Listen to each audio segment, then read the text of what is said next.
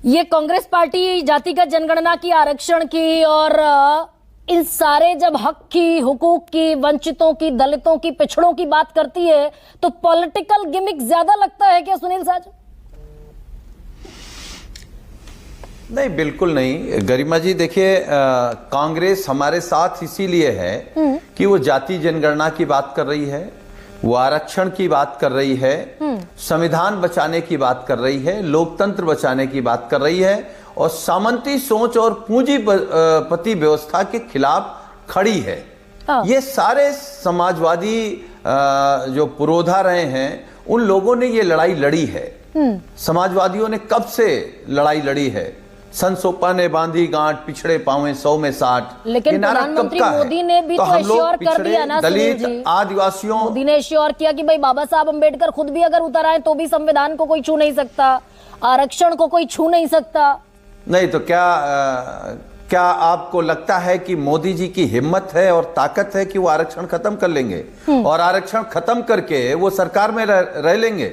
ऐसा आपको लगता है या ऐसा देश में किसी को लगता है? अगर वो लगता है तो वो मंदबुद्धि के लोग हो सकते हैं। किस देश में पिछड़े, दलित, आदिवासियों का आरक्षण खत्म करके भी कोई प्रधानमंत्री की कुर्सी पर बैठ सकता है?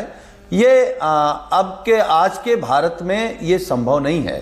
और ये लड़ाई आप समझिए ना, राहुल गांधी का भी और आपका भी, कि ना आजादी मानते, ना आरक्षण मानते, ना अंबेडकर को मानते, ना संविधान मानते। नहीं, बीजेपी आरएसएस आरक्षण नहीं मानती है, पिछड़ों को नहीं मानती है, दलितों को नहीं मानती है, बाबा साहब को नहीं मानती है। लोकतंत्र पे उसका भरोसा कम है, मजबूरी है, क्योंकि लोकतांत्रिक देश है। ये धर्म से नहीं चलेगा, ये जाति से नहीं चलेगा, ये संविधान से चलेगा। और जहां तक कुंभ की बात राकेश जी कर रहे थे, कुंभ से पहले एक सवाल का और जवाब दे दीजिए सुनील जी। भाई ये कुछ नहीं मानते, उसके बावजूद उत्तर प्रदेश में योगी आदित्यनाथ धर्म के नाम पर वापसी कर लेते हैं, दोबारा सरकार बना लेते हैं, रिकॉर्ड हिस्ट्री बनाते हैं बाकायदा। उनसे बड़ा चेहरा धर्म का और कौन होगा बीजेपी के पास? नहीं तो जब 27 में योगी जी हार जाएंगे तो क्या धर्म खत्म हो जाएगा? या हिंदू खत्म हो जाएगा या सनातन खत्म हो जाएगा?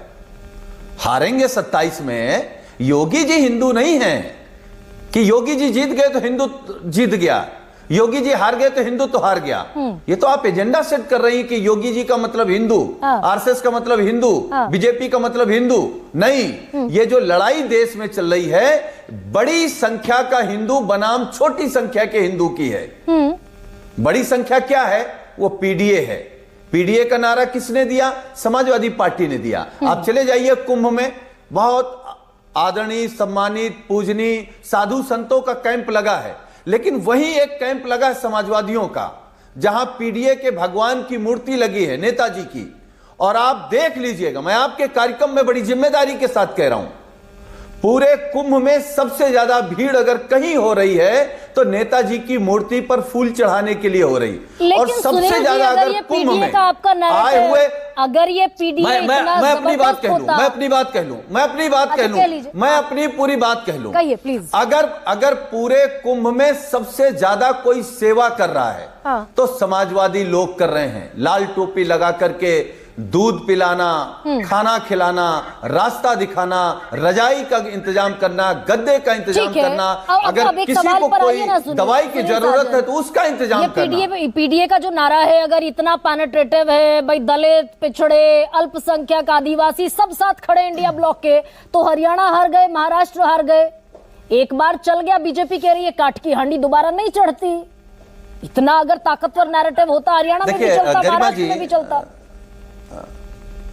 गरिमा जी, एक बार आपके कार्यक्रम में बिल्कुल बात साफ कर दूं।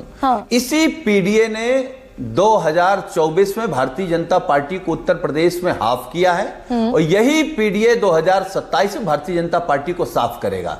जिसको जो कहना हो, जो बोलना हो बोल ले, लेकिन ये पीडीए ने तय किया है कि एनडीए को हराएंगे, झूठे हिंदुत्ववाद को हराएंगे, भगवान राम के नाम पर चंदा चोरों को हराएंगे, मंदिर के नाम पर जमीन घोटालेबाजों को हराएंगे, नफरत बोने वालों को हराएंगे, जाति धर्म में बांटने वालों को हराएंगे और उन लोगों को हराएंगे जिन लोगों को लगता है कि ये देश 1947 में नहीं 2014 में आजाद हुआ है। उन अंधभक्तों को भी यही पीडीए ही ठीक करेगा। लेकिन सुनील, ये तो तय है कि इस देश में अगेंस्ट कॉन्स्टिट्यूशन, संविधान के विरोधी लोग सत्ता पर काबिज नहीं रह सकते, ये तो तय